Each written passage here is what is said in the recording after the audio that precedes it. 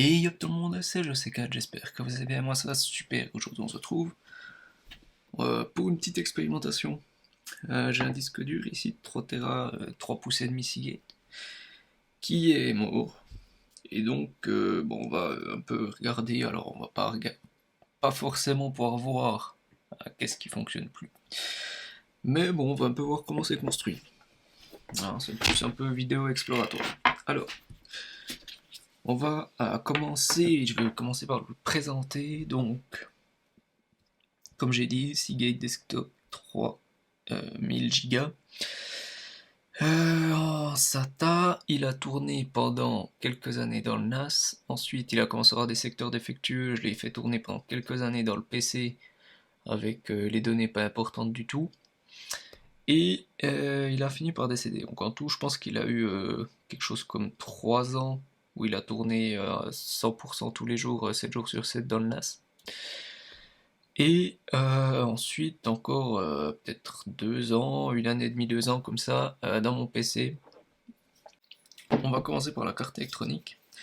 On voit qu'il n'y a rien qui est... il n'y a aucun composant de ce côté, donc on va regarder de l'autre côté comment ça se passe, sachant qu'on a ici les connexions du moteur. Alors, voilà à quoi ça ressemble.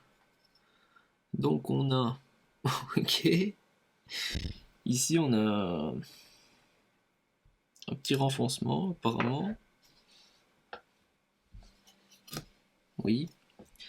Et puis sur la puce principale, il y a un peu de pad thermique, il y a un petit pad thermique, mais du coup qui est à moitié dans le vide et à moitié dans le truc. C'est pas super sérieux. Voilà, bon, on a la partie alimentation, et puis ensuite une petite mémoire ici, et de la SK Hynix, le processeur principal du truc, de chez Seagate directement. Voilà. Et puis ensuite, on voit les petites choses intéressantes. Donc ici, on a tous les petits contacts qui viennent se connecter ici sur les têtes à l'intérieur. Et puis là, on a nos 3 petits connecteurs qui viennent ici pour alimenter le moteur principal. Voilà. Rien de très compliqué à ce niveau-là. Du coup, on va attaquer de l'autre côté. Voilà. Ça tenait bien. Ok. Alors, qu'est-ce qu'on retrouve? Ici, on a la petite platine de connexion. Ici, on a le gros aimant qui permet de déplacer les têtes avec la bobine qui est juste derrière, l'axe des têtes, et les disques. Donc, à première vue, les disques tournent toujours. Le disque n'était pas complètement mort, hein, c'est juste qu'on ne pouvait plus accéder à la plupart des données, ça se corrompait de plus en plus et ça. On peut commencer par retirer déjà ces petites vis ici. Donc, ça c'est retiré. Ensuite, on vient enlever. Ça c'est du plus gros.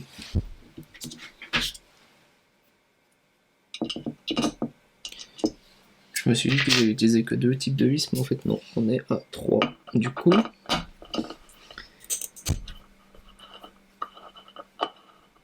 ça c'est simplement les petits emplacements où les têtes viennent se ranger. Hein. Donc, on vient retirer ça délicatement. On va venir dévisser ce qui retient ici les têtes encore. Voilà. Ensuite, est-ce que on peut peut-être retirer les têtes? Voilà. Tout l'ensemble des têtes de lecture et écriture. Donc on a ici la bobine qui permet de se déplacer sur cet aimant pour se déplacer comme ça. Et puis ensuite ici on a toutes les têtes de lecture.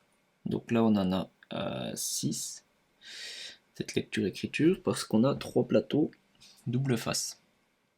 Et donc les plateaux viennent se prendre en sandwich là-dedans.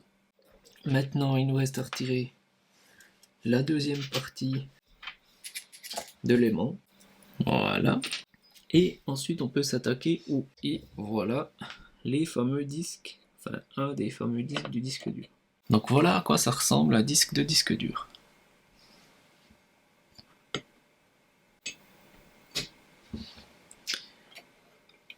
Voilà. Un petit plateau séparateur comme ça. Ici on a souvent un petit disque en métal. Donc on se retrouve avec une coquille vide. Maintenant on va passer au remontage, mais pour cela, timelapse.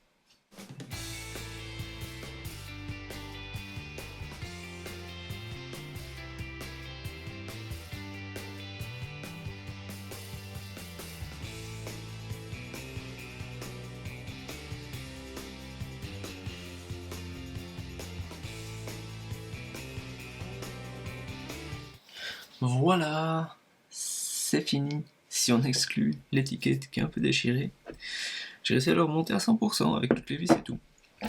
Donc, moi je vous laisse là pour cette vidéo et je vous dis à la prochaine. Ciao tout le monde.